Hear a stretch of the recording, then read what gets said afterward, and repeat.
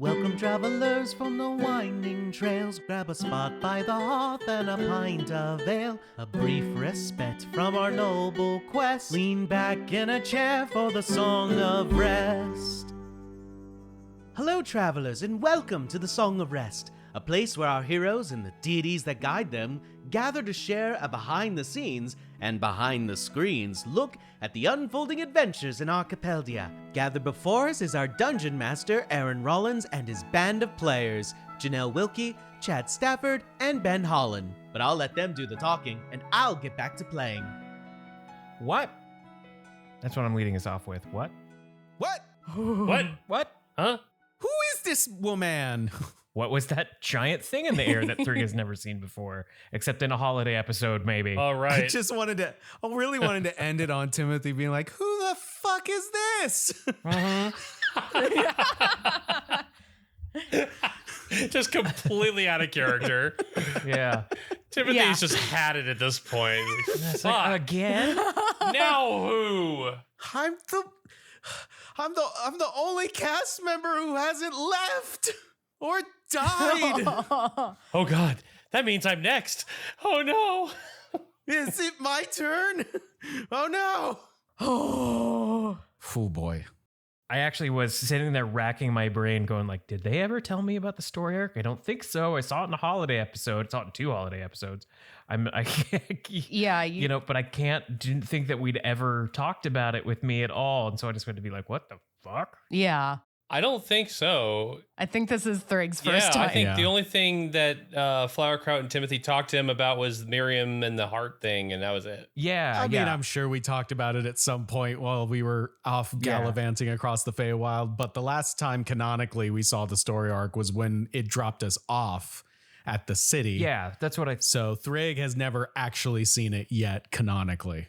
Yeah, as being a listener and being part of the holiday episodes, it's hard to... Sometimes that stuff's hard to remember, like what has actually... Mm-hmm. Yeah, so this is the first time Thrig has seen it nautically, canonically. Nautically. So, Janelle. Hi. Do you want to do a quick recap for the listeners who Chlorophyllus is?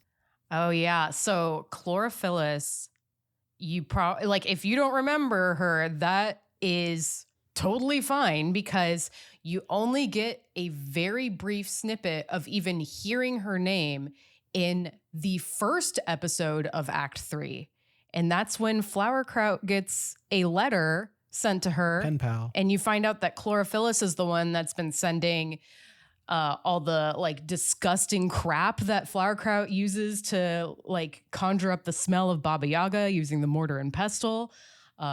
And also it's Mrs. Jingle Jingle. Yep, the jingle branch. She got that piece of stone that we were able to use to free Thrig. Also, she sent money in the first arc. So yeah, only Flowerkraut didn't know about that part because that one belongs to Timothy. I don't know what you're talking about. I really don't. I'm fairly confident the barkeep gave Timothy money, but I'm not going to be corrected. Ever. I have to mention that there's been only subtle talk about Flowerkraut's past and the people that were in her life prior to this adventure. And my favorite thing is that there's fans, or one fan in specific, that we've talked to who was very interested in the deep Flowerkraut lore. And I was very excited that they were asking questions about Chlorophyllus and the other people that Flowerkraut adventured with. And so... Oh, that makes me so happy. There are people that listen that are paying attention. So I'm hoping that this reveal is an exciting moment for them. So. Oh my gosh, that makes me so happy. But yeah, Chlorophyllus is the only surviving party member of Flowerkraut's former party. I don't even know if she mentions this at any point to the rest of the gang, but she does briefly mention it in the first episode of Act 3. To herself, mainly. Yeah. The name has always just stuck with me because it's so damn good. It's a good name. It's so damn It's good. one of those... Yeah, that's a tasty D&D name right there if I've ever heard one. So good. That's why, like, I legitimately I had no idea what was about to happen, who was about to come down the ramp, and I never would have guessed that. Ever would have guessed that. Yeah. I don't want to give away like a whole lot about her right out the gate, but I do want to say that Chlorophyllus is a wizard that was born to 2 hippie druids, so that's why she got her name. Oh, heck yeah. And heck yeah. I love that. I love where this is going. Go. Yeah. But yeah, I'm excited for you guys to officially meet her. I wrote a bit of her backstory.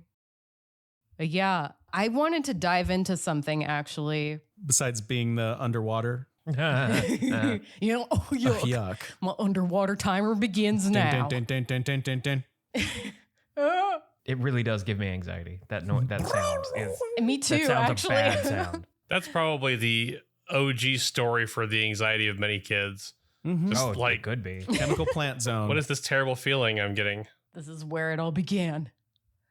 But yeah, I wanted to touch on something about Flowerkraut because now you guys kind of know, like, I have a new character now. Mm-hmm. Mm-hmm. And I knew that I was getting a new character essentially about 5 minutes after the last Song of Rest. Oh, wow. Oh. And yeah, so I couldn't talk to you guys about it. And it didn't even hit me until after we recorded. And Aaron had told me that I need to put together a new character, that I had actually lost Flowerkraut. And from that Song of Rest on, I cried on and off for about 2 weeks. Oh, And that's rough. And and also I couldn't tell you guys because Timothy and Thrigg didn't fully understand in that moment that they lost her too. And they needed to learn that she's not going to be easily rescued. She is now the BBEG. And we don't have any idea how things will turn out for her. Or even Sherman, for that matter, because now he's in the hands of the hags. Mm-hmm. Oh, I didn't even think about that. And by the way, this is something that the listeners might wonder about because... Yeah. Shit. Yeah, like... Yeah. And it's like, listeners might wonder about this because it's, a show that we put on, quote unquote. But Aaron has told me, and like we talked about it, that main character deaths are on the table. And I do want to make clear that even though I'm sad and I cried about Flowerkraut, I'm not actually upset. I'm honestly very pleased in a way because, like, one of the reasons I'm not really a fan of the MCU, at least not anymore, is because of how they cheapen death or loss. Oh, no one can die. Because no one can die. That's comic. That's just comic books. Yeah. Ever since Death of Yeah. Superman. Yeah, because of like the multiverse or whatever, like death isn't always permanent and the consequences aren't lasting. And even if one version of the character dies, we can get introduced to another version of the character that we recognize essentially as the same person, but with different baggage. And so I really love that Aaron made a story that impacted me this much. And I think it makes a story so much more powerful when there are consequences like this. And I also think a reason this hit me so hard is because Flowerkraut is the first D&D character I ever made. Yeah. And B, I've been playing her for 5 years. So she's part of me and I feel that loss. Well, we're going to get her back. So yeah. You need to stop being a defeatist is what I'm hearing. Yeah. We're getting put some faith in the bear and the bird. Yeah. Yeah. But I do think this is something that many D&D players can relate to. Like many people listening have probably had a character die or lost. Oh, yeah. Or they had to say goodbye to a campaign when they weren't ready. That one. Yep. And I'm curious if you guys have had to deal with character losses in your other campaigns and how they affected you. So same campaign, 2 different stories. One, in a very long campaign, we played with Aaron as the DM. We did Tomb of Annihilation, and I was my favorite besides Thrigg, my favorite D&D character I've ever played. Absolute favorite. I would play him again in a heartbeat.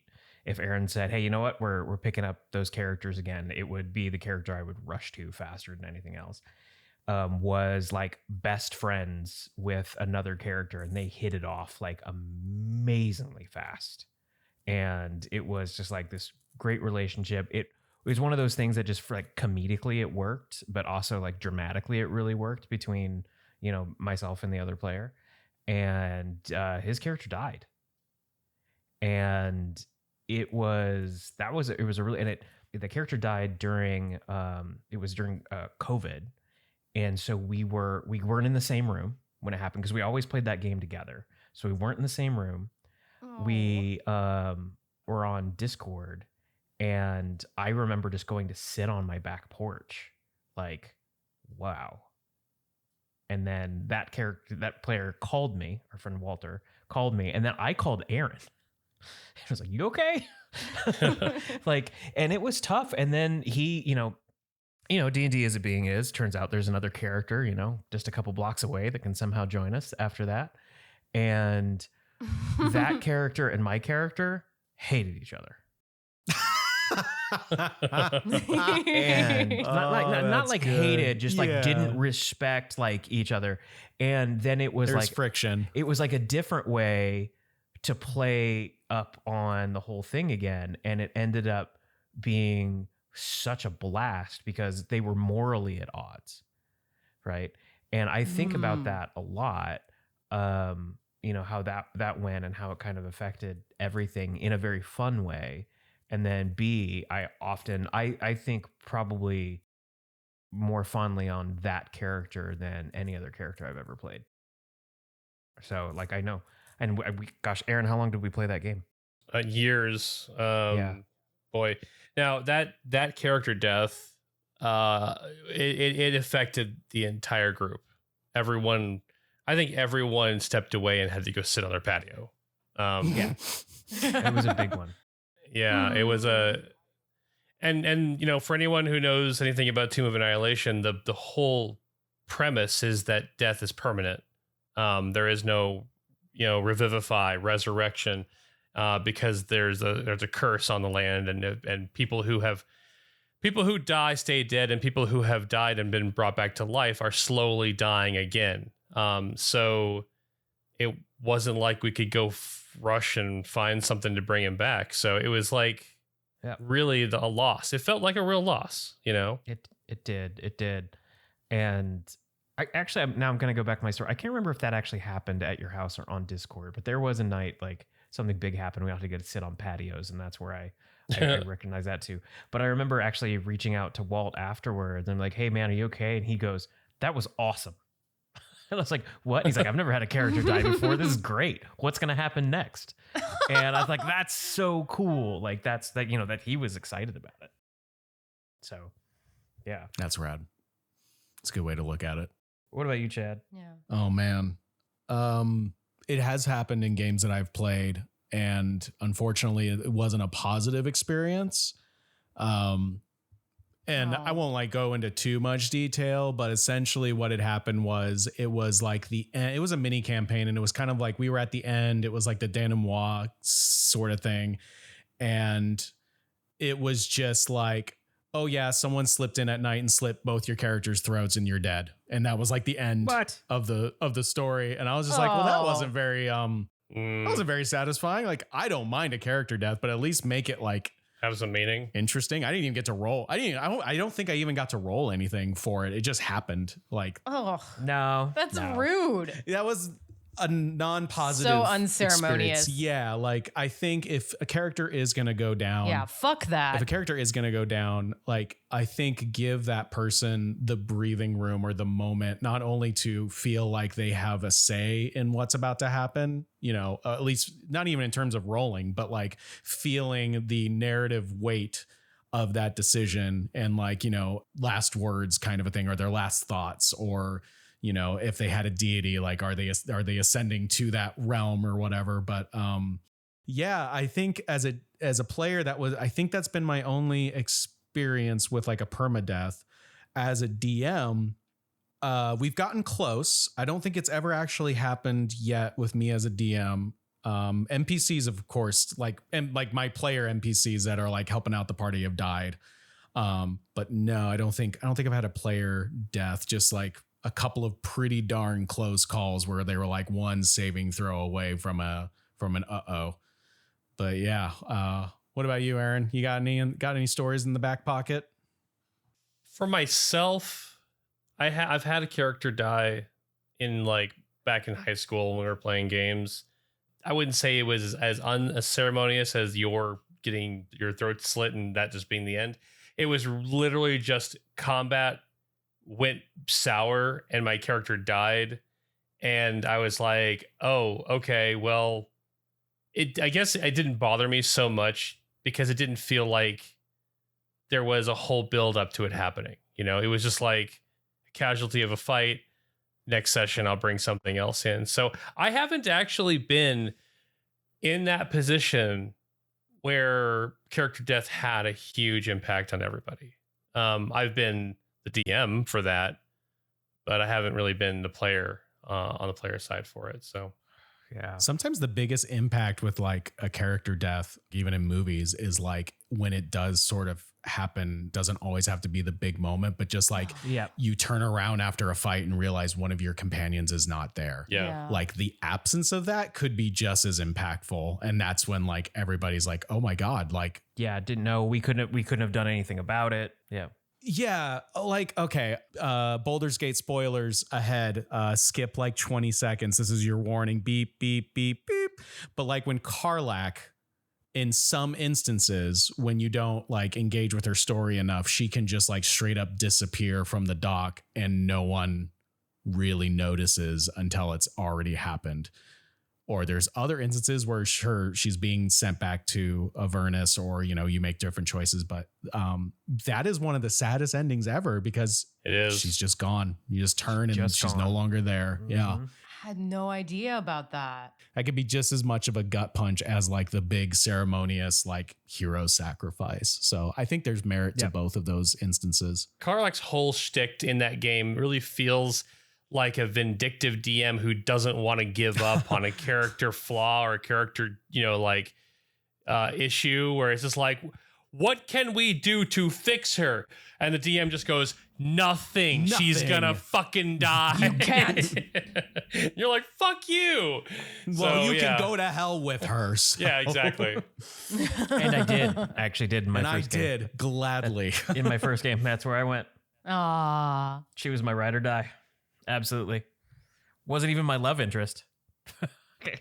My love interest was Shadowheart in the first game. And then Karlach's like, I need to go. I'm like, yeah, we do. Oh yeah, my we God. need to do that. Karlach and Frigg would go wreck shit up in Avernus. Like, best friends. Oh my gosh. Best friends. Destroy. Yeah, that would be great. Those two would be besties. Yep.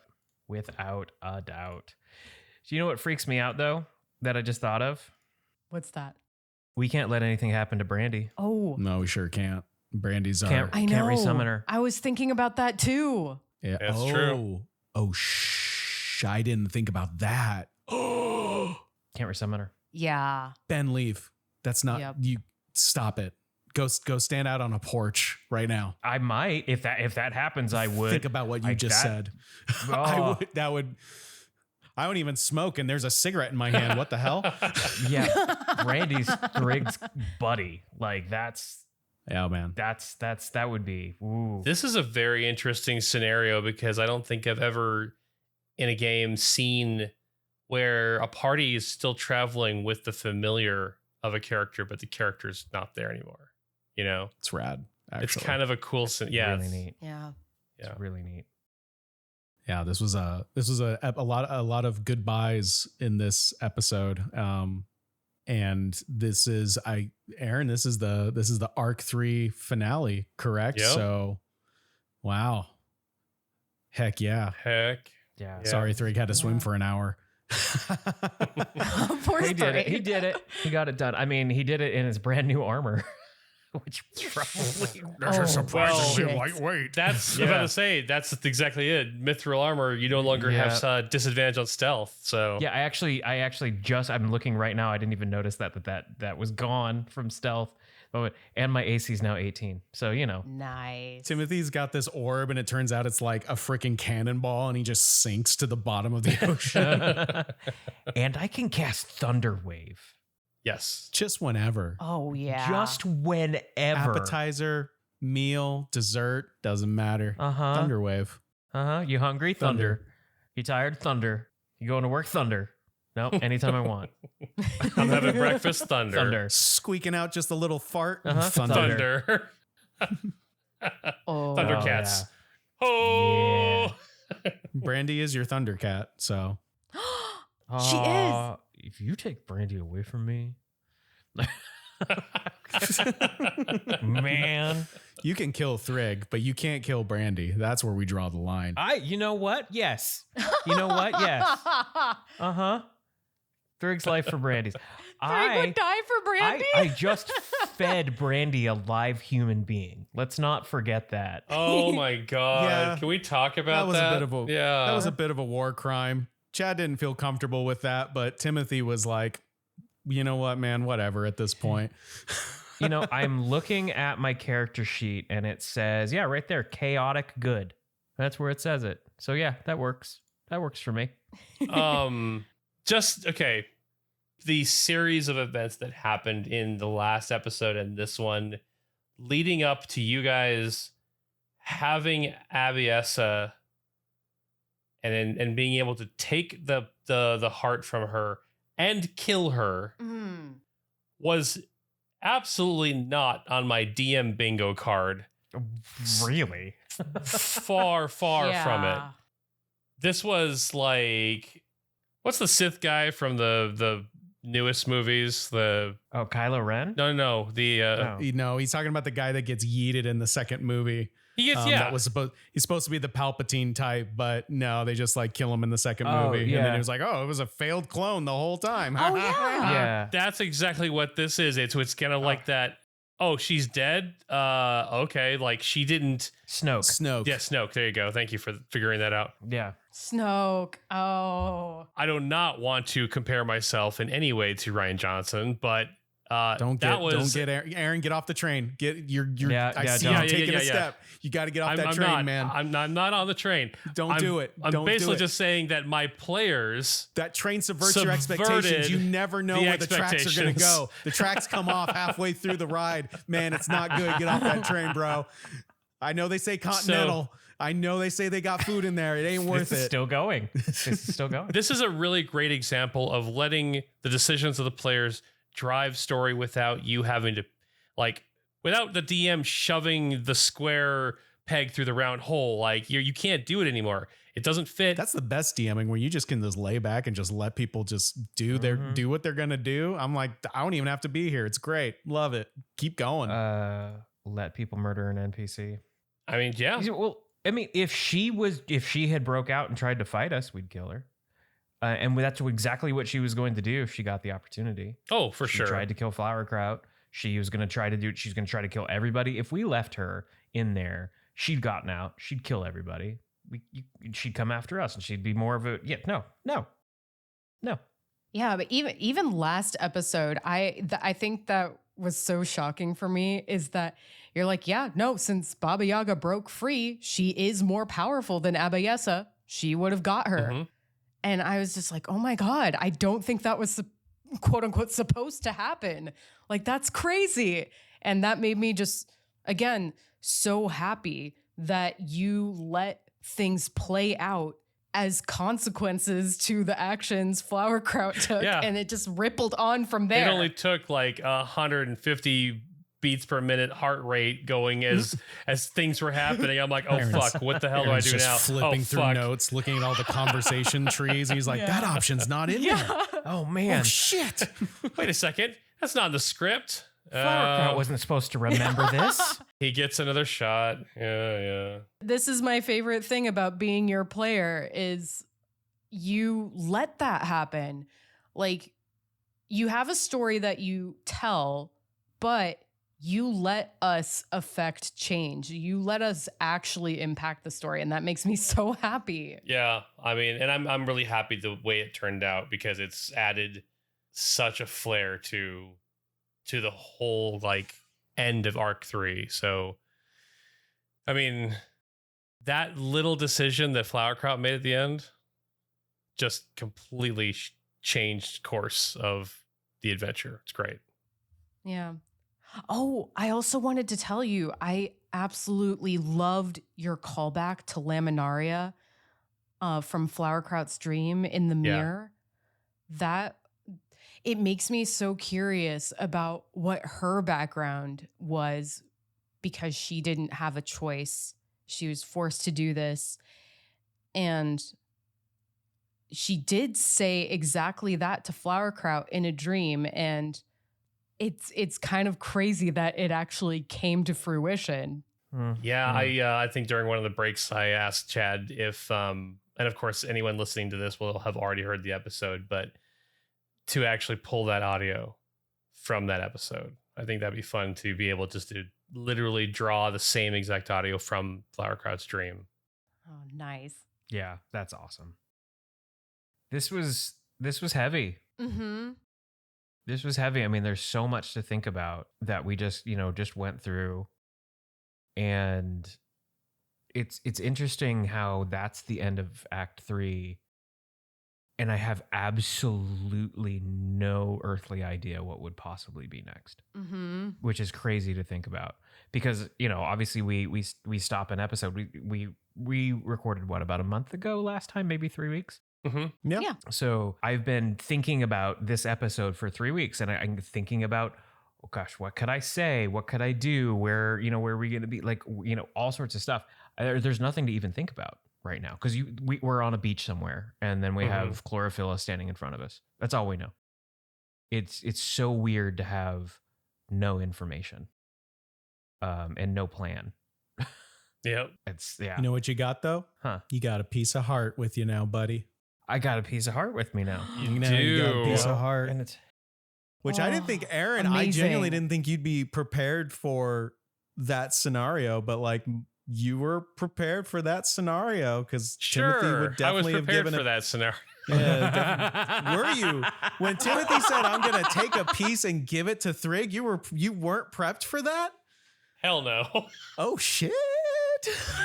awesome. So when Janelle said, "I'm gonna go to the bathroom," Aaron's just like, "Okay, what kind of things can I get? What kind of boons?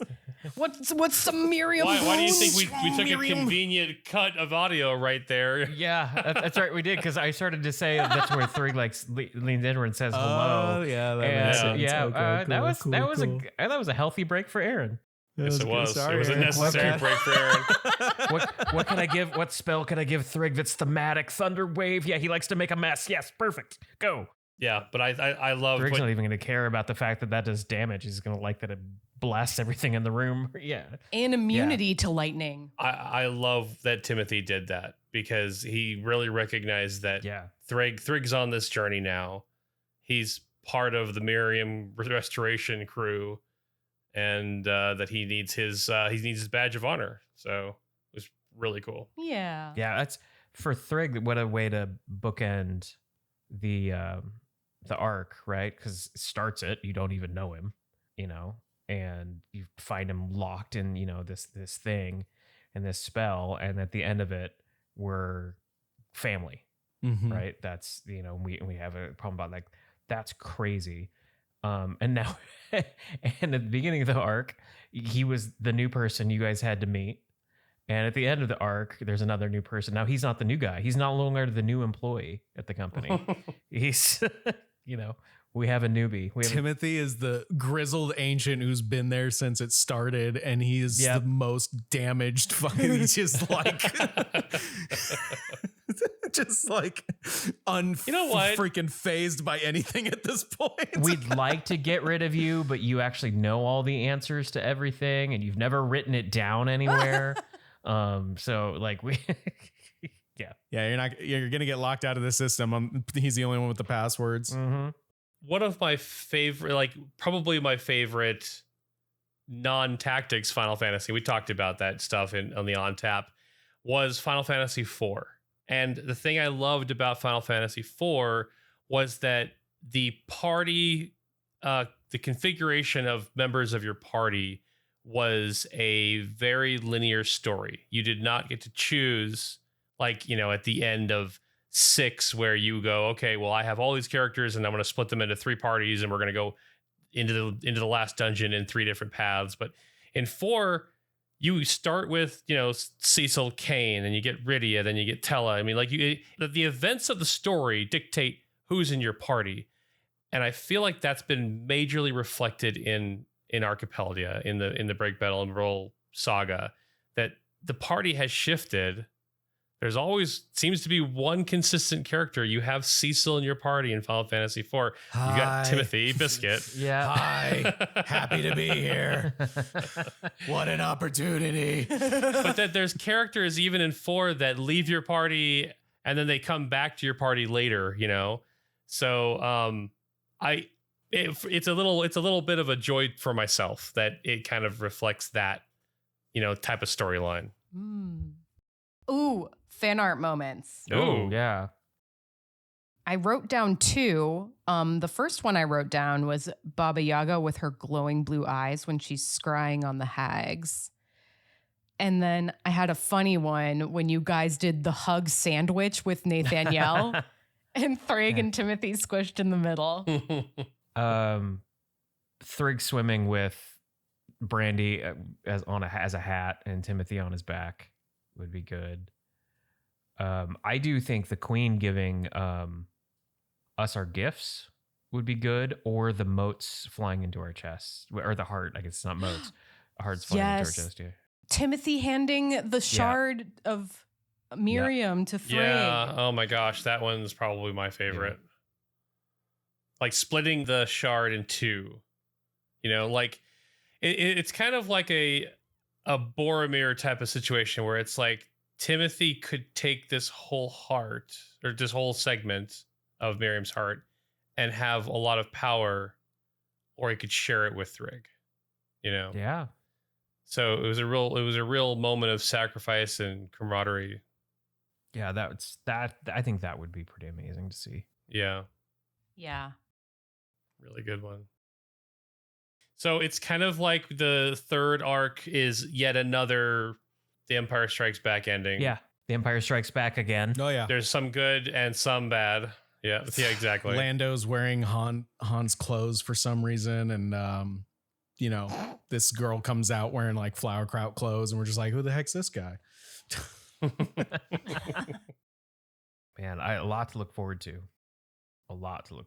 Yeah. I was trying to think of my fan art moment without like you guys like literally like I had a list and then each of the ones you said was on that list. So I was trying to think of a new one, which was why I was so quiet. And I think I would love to see it's very anime-esque. So like Brandy's in the front, Thrigg's on one side, Timothy's on the other, and they're like looking at this ley line that like outstretches and connects to like different parts of the image, and like you see almost apparitions of like different characters within that ley line. So you see like a visage of Flowerkraut, you see like a visage of like Sherman or the sword, and then walking away from it would be Nathaniel on one side and Remington on the other, like our friends that have departed and our future where we're going. Oh, wow. Like you guys are flying away and they're all like looking up and watching you guys leave kind of thing. Yeah. And like there's like these apparitions in like the connective tissue of like possibilities. And obviously the 2 people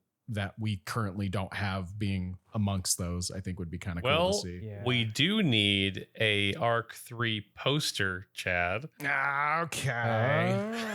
But I wanted to draw the Jabberwock too. Well, Jabberwock will be, I'll do that one. Yeah. I got that one covered. Okay. Yeah. You got it?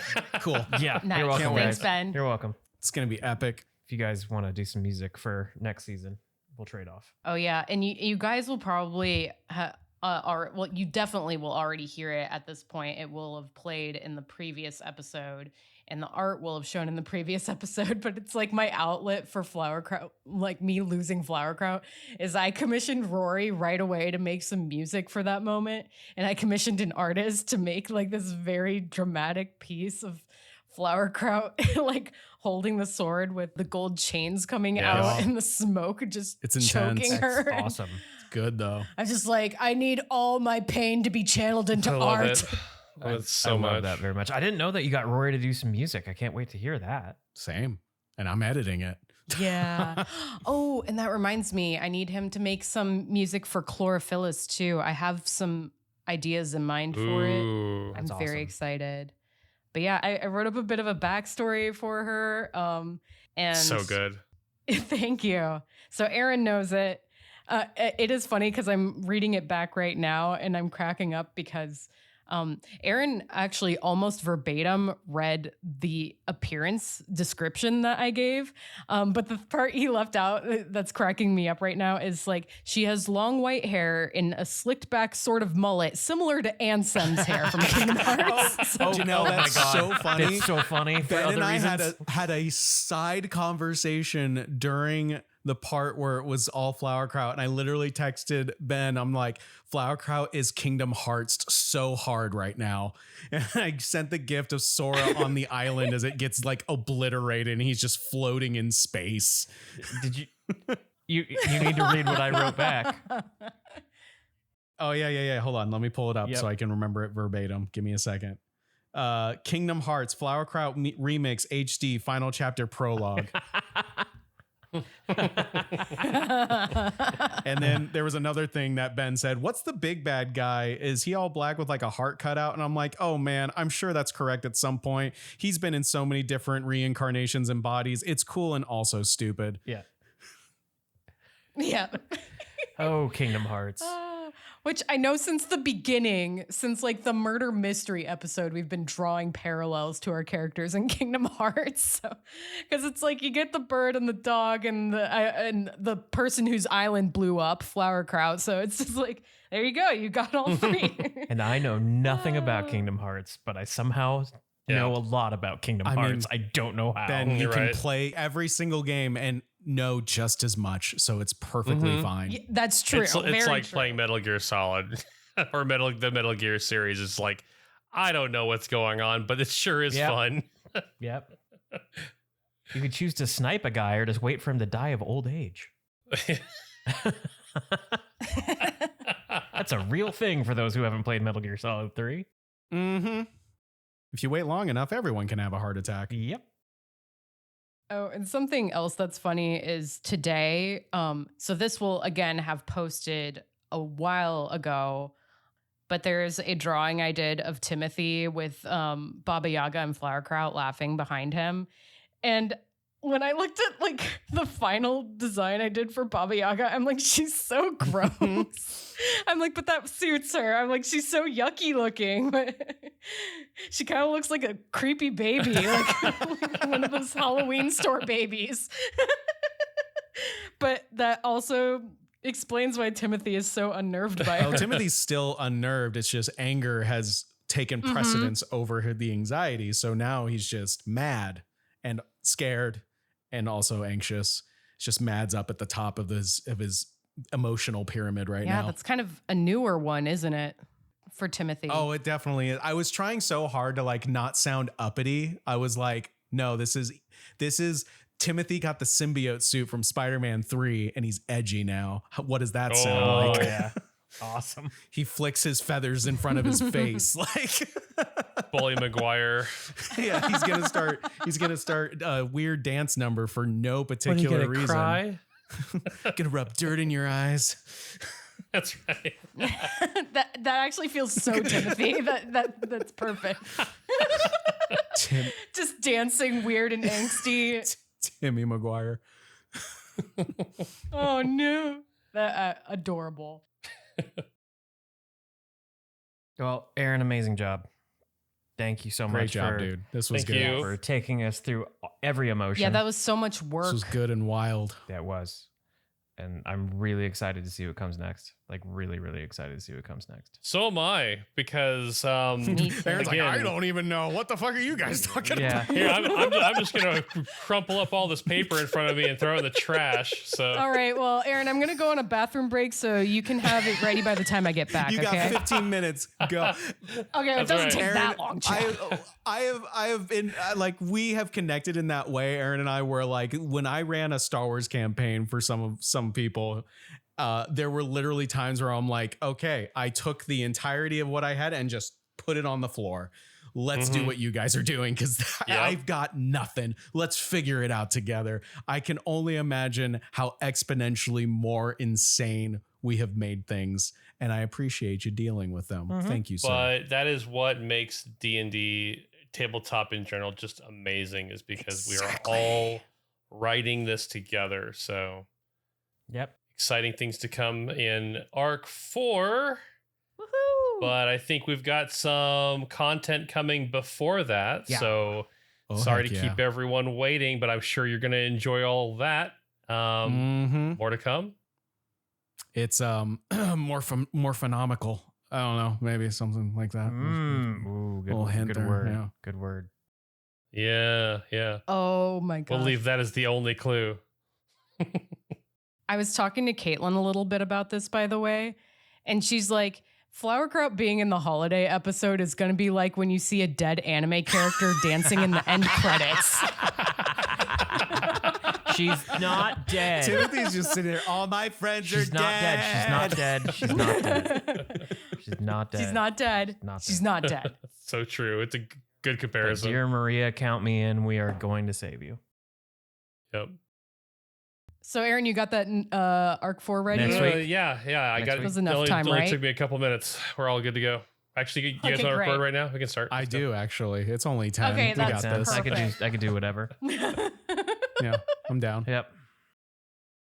All right, guys. Well, I guess we're going to go record all of Arc 4. So we'll see you then. All right. Well, thank you, everyone. You guys are awesome. Yeah. Thanks for joining us. We have a lot of recording. We're going to be up all night tonight. So join us next time when we deliver our little prelude content that we will surprise you all with. Got some holidays coming up and Some on taps. Some on taps and you know, something a little bit extra, something that's got a little extra attitude, you could say. Sweet. Sounds mighty. Oh, all right. Bye, everybody. Bye. Bye. I'm going to be the gray one. I'm going to be the gray one. Thank you so much for listening to our Song of Rest. If you like the adventures your ears just wit on, feel free to listen in on our other adventures from any plane of existence or seeing stone you get your podcasts. Until we meet again, safe journeys, travelers.